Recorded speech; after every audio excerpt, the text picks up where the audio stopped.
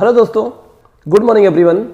दोस्तों बच्चों, आज के वीडियो लेक्चर में हम डिस्कस करने वाले हैं जेईई एडवांस पेपर नंबर 1 का 2023 का क्वेश्चन नंबर 4। ये क्वेश्चन रोटेशन से आया है और कोलिजन के कॉन्सेप्ट पे बेस है। यहाँ पर हम एंगुलर मोमेंटम कंजर्व कर सकते हैं कि नहीं ये डिस्कस करेंगे, लीनियर मोमेंटम कंजर्व कर सकते हैं कि नहीं ये भी डिस्कस करेंगे, एनर्जी कंजर्व कर सकते हैं कि नहीं ये भी डिस्कस करेंगे, क्यों नहीं कर सकते ये भी डिस्कस करेंगे। तो क्वेश्चन कह के आ रहा है, बड़ा आसान क्वेश्चन है, अगर आप थोड़ा सा भी पढ़े हो तो आप इसे कर ले जाओगे। देखो क्वेश्चन को समझ सकते हो। इन्होंने बोला है, क्या बोला है, a bar of mass 1 kg length 0.2 metre lying on a horizontal frictionless surface. एक रॉड है जिसका मास 1 kg है, जिसका लेंथ 0.2 मीटर है, एक हॉरिजॉन्टल सरफेस पे रखा हुआ है। फिर क्या बोल रहे हैं, one end of the bar pivoted at point, ठीक ना, at which it can be rotate free. इसका मतलब रॉड का जो एक एंड है ये फिक्स किया गया और ये ऐसे जो है रोटेट कर सकता है। बिल्कुल, अगर ऐसे रोटेट कर सकता है तो फिर क्या बोल रहे हैं, a small ball of mass 0.1 kg moving on the same horizontal plane with speed 5 metre per second perpendicular to the ball.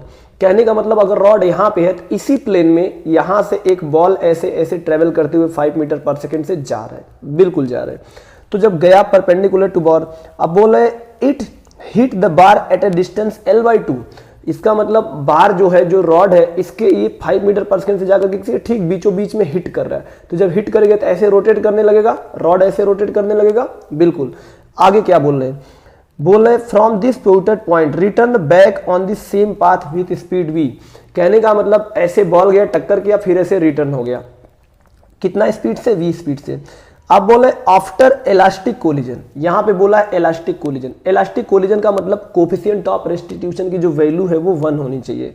After elastic collision the bar rotate with angular velocity omega, यानी कि collision के बाद जो rod है वो omega से rotate कर रहा है। तो आपसे पूछा गया है फॉलोइंग स्टेटमेंट करेक्ट है कि नहीं करेक्ट है। देखो first before collision, after collision.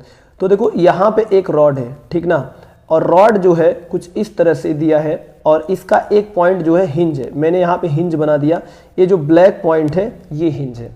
Rod का जो मास है ये है 1 kg और इसका जो लेंथ है ये है 0.2 मीटर। बात बिल्कुल सही है। अब इसके बाद क्या बोल रहे, अब देखो यहाँ पे एक बॉल है और ये बॉल का मास है 0.1 kg और ये इधर मूव कर रहा है कितना से, 5 मीटर पर सेकेंड से। पहला सिचुएशन तो यही है, ठीक ना, बस यही दिया है। अब इसके बाद इन्होंने दिया है ये जो डिस्टेंस है ये कितना है, ये L/2 है, इसका मतलब 0.1 मीटर है। पहला सिचुएशन बिफोर कोलिजन, ये बेसिकली क्या है, ये है बिफोर कोलिजन। क्या है बच्चों, ये है बिफोर कोलिजन। ये बात बिल्कुल सही है। अब हम आफ्टर कोलिजन सिचुएशन बनाएंगे। देखो आफ्टर कोलिजन में क्या होगा, आफ्टर कोलिजन में बॉल रिटर्न कर रहा है सेम पाथ पे। इसका मतलब ये है कि अगर हम आफ्टर कोलिजन का सिचुएशन देखेंगे तो आफ्टर कोलिजन में हमें डायग्राम क्या मिलेगा। देखो ये जो बॉल का सेंटर है, यहाँ से जो बॉल है रिटर्न हो गया है, कितना स्पीड से, v स्पीड से, और इसका मास कितना है 0.1 kg और रॉड तो अभी भी हिंज है। इसके बाद रॉड जो है यहाँ से इस डायरेक्शन में एंगुलर वेलोसिटी ओमेगा से घूमने लगेगा, ठीक ना, और ये जो डिस्टेंस है ये आपका कितना है 0.1 मीटर। बस अब इसमें पूछा है मुझे बताओ v और ओमेगा क्या होगा। सबसे पहले हम सोचते हैं क्या यहाँ पर एंगुलर लीनियर मोमेंटम कंजर्वेशन लगेगा, नहीं। यही देखो लीनियर मोमेंटम कंजर्वेशन क्या होता है, पहले इस बात को समझेंगे।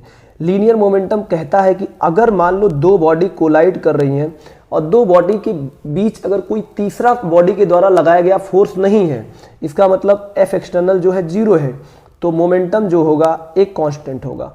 इसका मतलब P initial is equal to P final होगा। लेकिन ये कौन सा फोर्स है जो एक्सटर्नल 0 है। देखो जैसे अगर दो बॉडी कोलाइड जब करती है ना, तो एक बॉडी पहले बॉडी पर फोर्स लगाएगा इस डायरेक्शन में और दूसरा बॉडी पहले बॉडी पर फोर्स लगाएगा इस डायरेक्शन में, जस्ट अपोजिट डायरेक्शन में। अब ये जो दोनों फोर्स है ये एक्शन रिएक्शन फोर्स है, ये इंटरनल फोर्स है जिसकी वजह से इनके वेलोसिटी का डायरेक्शन चेंज होता है। तो इसका मतलब ये एक्सटर्नल फोर्स नहीं है। अब इन बॉडी पर अगर कोई तीसरा फोर्स, कोई तीसरा बॉडी कहीं से भी फोर्स नहीं लगा रहा है, इसका मतलब इस पे नेट एक्सटर्नल फोर्स 0 है। तो यहाँ पे रॉड के केस में देखो क्या हो रहा है। देखो जब रॉड यहाँ से, मैं थोड़ा सा ऐसे बना देता हूँ, देखो जब रॉड यहाँ से ऐसा था और बॉल इससे जब कोलाइड किया, ध्यान से देखना, जब बॉल कोलाइड किया तो बॉल ने रॉड पर फोर्स इस डायरेक्शन में लगाया है, मान लो एफ डैश लगाया है, और रॉड ने बॉल पर फोर्स इस डायरेक्शन में लगाया है एफ डैश। ये एक्शन रिएक्शन फोर्स है जिसे हम बोलते हैं इंपल्सिव फोर्स। अब ये दोनों फोर्स जस्ट मैग्नीट्यूड में सेम और डायरेक्शन में अपोजिट होंगे, इसका मतलब इस पर जो नेट फोर्स इंटरनल है ये जीरो होगा। बात सही है। लेकिन अब तीसरा फोर्स कोई इस पे लग रहा है क्या? हाँ लग रहा है। कहां पर? यहां पर देखो बॉल जो है ना हिंज है, इस पॉइंट पर, पॉइंट पी पर बॉल रॉड जो है हिंज है। तो पॉइंट पी पर अगर रॉड हिंज है तो पॉइंट पी जब ये रॉड इधर जाने की कोशिश करेगा ये इंपल्सिव फोर्स की वजह से, तो हिंज इस पर इधर फोर्स लगाएगा। तो ये जो ब्लू वाला फोर्स है ये बेसिकली हिंज ने लगाया है रॉड पर, इसका मतलब ये एक्सटर्नल फोर्स है। तो अगर ये एक्सटर्नल फोर्स है तो हम बोल सकते हैं कि इस बॉल और रॉड का जो सिस्टम है इस पर एक एक्सटर्नल फोर्स लग रहा है, जिसकी वजह से यहाँ पर जो लीनियर मोमेंटम है वो कांस्टेंट नहीं रहेगा। लगा नहीं सकते, लीनियर मोमेंटम का कॉन्सेप्ट कांस्टेंट नहीं रहेगा। अब इसे हम रफ करते हैं। क्या यहाँ पे एनर्जी कंजर्वेशन लगेगा? देखो एनर्जी कंजर्वेशन का भी सेम फंडा है कि अगर इलास्टिक कोलिजन हो रहा है तो कोलिजन के पहले टोटल काइनेटिक एनर्जी और कोलिजन के बाद का टोटल काइनेटिक एनर्जी कंजर्व होना चाहिए। यानी कि कोलिजन के पहले जो बॉल का काइनेटिक एनर्जी है ये कोलिजन के बाद बॉल की काइनेटिक एनर्जी और प्लस रॉड की काइनेटिक एनर्जी के बराबर होना चाहिए। लेकिन इस क्वेश्चन में वो भी नहीं लगेगा। क्यों? ये तभी है जब एक्सटर्नल फोर्स ना हो। लेकिन प्रॉब्लम यहाँ कि यहाँ पर ये हिंज के द्वारा प्रोवाइड जो फोर्स है वो एक्सटर्नल फोर्स है, इसलिए हम बोल सकते हैं कि यहाँ पर एनर्जी कंजर्वेशन भी नहीं लगेगा। बात बिल्कुल सही है। अब हम बात करेंगे क्या यहाँ पर एंगुलर मोमेंटम कंजर्वेशन लगेगा? देखो हाँ, तो एंगुलर मोमेंटम कंजर्वेशन लगेगा। देखो अब एंगुलर मोमेंटम कंजर्वेशन के द्वारा लगने का क्या कारण है थोड़ा समझते हैं। देखो एंगुलर मोमेंटम क्या होता है अगर हम बात करेंगे तो देखो हम जानते हैं जो टॉर्क होता है ए होता है dl/dt, ठीक ना? बात बिल्कुल सही है। और हम जानते हैं कि अगर यहाँ पे नेट एक्सटर्नल टॉर्क जो है ये जीरो है, ठीक ना? तो इसका मतलब जो L है ये कांस्टेंट होगा, एंगुलर मोमेंटम कंजर्व रहेगा। बात बिल्कुल सही है। तो क्या इस सिचुएशन में सारे पोजीशन पे सारे कोलिजन में टॉर्क जो है जीरो है कि नहीं? पहले समझते हैं। देखो टॉर्क जीरो है कि नहीं, और है तो किस पॉइंट के अबाउट है? देखो अब थोड़ा सा इसे ही बड़े डीप में समझते हैं। देखो यहाँ पे अगर आप देखोगे तो इस तरह से रॉड है, बात बिल्कुल सही है, ठीक ना? और यहाँ पे हिंज किया गया है। तो देखो इसमें जो इंपल्सिव फोर्स लगा है ये इधर लगा है, बात बिल्कुल सही है। और इस पर जो इंपल्सिव फोर्स लगा है ये इधर लगा है, बात बिल्कुल सही है। तो अगर आप देखोगे तो ये नेट फोर्स क्या है? ये तो नेट फोर्स जीरो है ना, ये नेट फोर्स जो है जीरो है, बात बिल्कुल सही है। क्या यहाँ पर कोई और टॉर्क लग रहा है? नहीं। अगर देखो हम हिंज के अबाउट देखेंगे तो हिंज के अबाउट देखो इस रॉड पर, इस बॉल पर कोई भी एक्सटर्नल फोर्स नहीं लग रहा है, लेकिन यहाँ पे एक हिंज वाला फोर्स F एक्सटर्नल लग रहा है। लेकिन अगर हम हिंज पॉइंट जो है ना इसके अबाउट टॉर्क निकालेंगे, इसके अबाउट अगर हम टॉर्क निकालेंगे तो जो टॉर्क बनेगा वो क्या बनेगा? F एक्सटर्नल यानी कि हिंज वाला फोर्स मल्टीप्लाई बाय जीरो। क्यों? क्योंकि टॉर्क क्या होता है? टॉर्क होता है फोर्स और into line of action, distance between line of action perpendicular to the force and radius. तो ये बेसिकली जीरो हो गया, क्योंकि जो हिंज फोर्स अप्लाई कर रहा है वो एक्चुअली इसी एक्सिस से जा रहा है, रोटेशनल एक्सिस से जा रहा है। इसका मतलब ये फोर्स कोई टॉर्क प्रोवाइड नहीं करेगा। बिल्कुल सही बात। अब दूसरा जो फोर्स लग रहा है वो F एक्सटर्नल, ये देखो ये इंपल्सिव फोर्स लग रहा है, इसकी वजह से देखो कोई टॉर्क जीरो है क्या? हाँ बिल्कुल जीरो है। कैसे? देखो ये डिस्टेंस तो L/2 है, हमें पता है L/2 है। तो अगर आप टॉर्क निकालोगे तो बताओ ये वाला जो फोर्स है इसकी वजह से, जिसको मैं गोला किया, इसकी वजह से टॉर्क तो तुम्हारा होगा F × L/2, लेकिन डायरेक्शन क्या होगा? अगर ये देखो एंटी क्लॉकवाइज रोटेट कर रहा है तो डायरेक्शन होगा +k, तो यहाँ से लिख दो +k।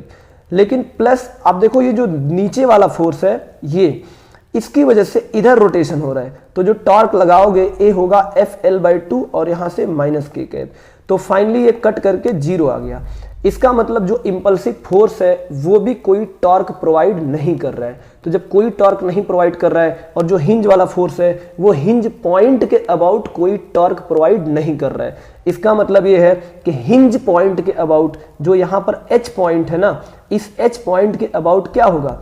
एंगुलर मोमेंटम कंजर्व रहेगा। बात बिल्कुल सही है, लेकिन और पॉइंट के अबाउट एंगुलर मोमेंटम कंजर्व होगा क्या? नहीं होगा। क्यों? समझते हैं। देखो कैसे, देखो अब अगर मान लो हमने इस रॉड पर कोई तीसरा पॉइंट ले लिया है, जैसे मान लो हमने यहाँ पर एक पॉइंट ले लिया है P और यहाँ तो हिंज पॉइंट है, हमें पता है, तो हिंज जो है फोर्स इधर लगा रहा है F एक्सटर्नल, और यहाँ पर रॉड पर एक फोर्स इधर लग रहा है और इंपल्सिव फोर्स इधर लग रहा है। तो अगर आप देखोगे, अगर इस P पॉइंट के अबाउट देखोगे तो इसका टॉर्क तो जीरो आएगा क्योंकि डिस्टेंस बराबर है, लेकिन ये हिंज वाला जो टॉर्क है, यहाँ पर टॉर्क देखोगे तो कितना मिलेगा? F एक्सटर्नल, ठीक ना, मल्टीप्लाई बाई L, और ये इस डायरेक्शन में घुमाएगा।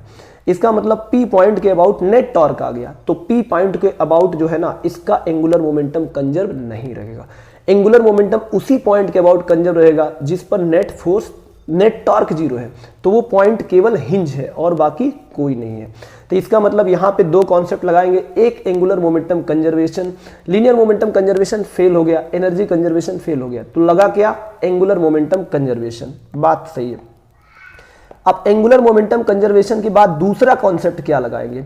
अब दूसरा कॉन्सेप्ट हम यहाँ पे लगाएंगे कॉन्सेप्ट ऑफ इलास्टिक कोलिजन, जो न्यूटन का रिस्टिट्यूशन का नियम है। तो चलो हम देखते हैं। सबसे पहले हम बात करेंगे एंगुलर मोमेंटम कंजर्वेशन से। देखो एंगुलर मोमेंटम कंजर्वेशन क्या कहता है? एंगुलर मोमेंटम कंजर्वेशन कहता है कि इनिशियल एंगुलर मोमेंटम, ठीक ना, is equals to final angular momentum. बात बिल्कुल सही है। तो अगर आप देखोगे, तो अगर हम इनिशियल एंगुलर मोमेंटम निकालेंगे तो बताओ इनिशियल एंगुलर मोमेंटम क्या है? फर्स्ट सिचुएशन में देखोगे तो ओमेगा की वैल्यू जो है ये जीरो है, कोई एंगुलर मोमेंटम है नहीं रॉड में। और अगर हम इस बॉल का एंगुलर मोमेंटम निकालेंगे इस हिंज पॉइंट के अबाउट, तो बताओ बॉल बेसिकली कैसे रोटेट कर रहा है? इस तरह से रोटेट कर रहा है।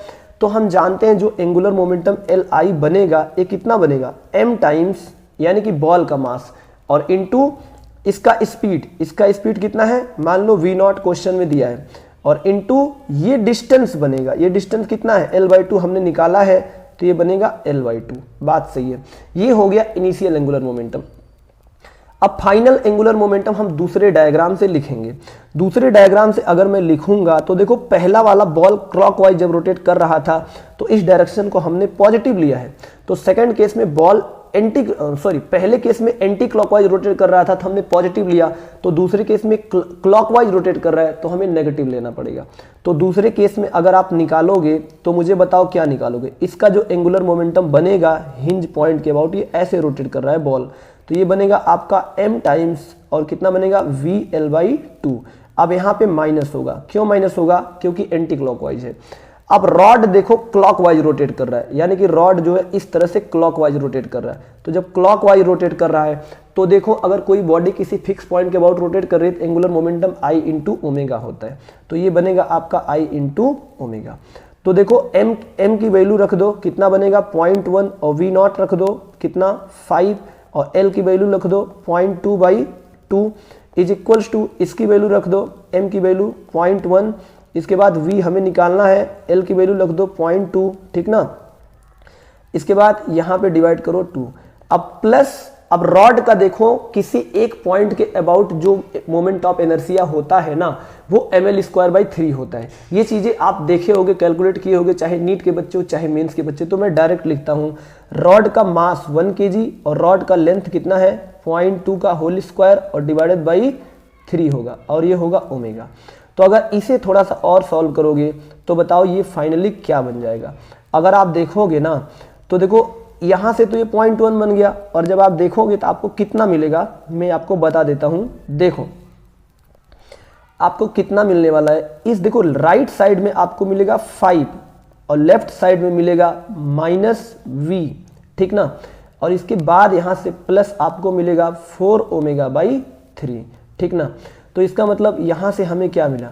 इसका मतलब जो पहला इक्वेशन बन गया है वो बना है 4 ओमेगा/3, और बताओ कितना बना है? 4 ओमेगा/3 इज इक्वल्स टू, ए बना है 5 + v, ठीक ना। ये इक्वेशन नंबर 1 बना है। ये हमने कैसे निकाला है? एंगुलर मोमेंटम कंजर्वेशन से निकाला है।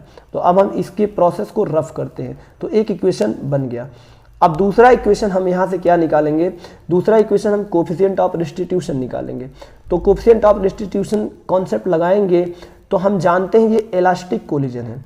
अगर ये इलास्टिक कोलिजन है तो इलास्टिक कोलिजन में न्यूटन का क्या नियम है, न्यूटन का नियम है कि v2 माइनस v1 और डिवाइडेड बाई कितना होगा, बताओ, ये होगा u1 minus u2 is equal to e is equal to 1। तो बताओ v2 इसमें कितना है, v2 मतलब सेकेंड ऑब्जेक्ट की वेलोसिटी आफ्टर कोलिजन। तो देखो सेकेंड ऑब्जेक्ट की वेलोसिटी, अगर हम सेकेंड ऑब्जेक्ट रॉड को देखेंगे तो इसके सेंटर की वेलोसिटी को अगर मैं बोलता हूं तो इसके सेंटर की वेलोसिटी को आप यहां से क्या बोल दो, v2 बोल दो। तो बताओ v2 बेसिकली कितना होगा, रॉड अगर ओमेगा से घूम रहा है तो सेंटर की जो वेलोसिटी होगा वो होगा ओमेगा l/2। तो यहां से लिख दो, क्या लिखोगे, ओमेगा l/2 पॉजिटिव डायरेक्शन में। लेकिन अगर हम थोड़ा सा और आगे चलेंगे तो देखो v1 कितना है, v1 जो है ये v के बराबर है और इसका डायरेक्शन नेगेटिव है यानी कि क्लॉकवाइज है। तो हम यहाँ से क्या लिखेंगे, माइनस माइनस v लिखेंगे। अब डिवाइड में क्या लिखोगे, तो u1 क्या है, पहले केस में बॉल की वेलोसिटी, तो बॉल की वेलोसिटी 5 था और दूसरा क्या है 0, रॉड का कोई वेलोसिटी नहीं है। तो यहाँ से हमें क्या मिला है, देखो यहाँ से हमें मिला है omega l/2 plus v is equals to 5। तो देखो अगर l की वैल्यू तुम रख दोगे तो 0.2 डिवाइडेड बाय, तो ये आएगा 0.1, ठीक ना, और ओमेगा प्लस v और इज इक्वल्स टू 5।